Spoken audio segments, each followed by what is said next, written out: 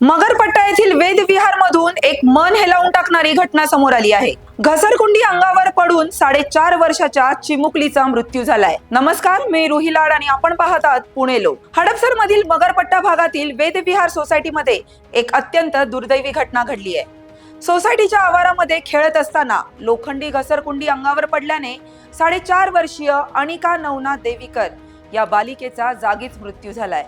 घसरकुंडी थेट अनिकाच्या डोक्यावर आणि मानेवर पडल्याने तिला गंभीर दुखापत झाली होती. या प्रकरणी मृत मुलीचे वडील नवनाथ देवीकर यांनी दिलेल्या फिर्यादीवरून हडपसर पोलिसांनी सोसायटीचे चेअरमॅन आणि अन्य पदाधिकाऱ्यांविरुद्ध निष्काळजीपणाचा गुन्हा दाखल करण्यात आलाय.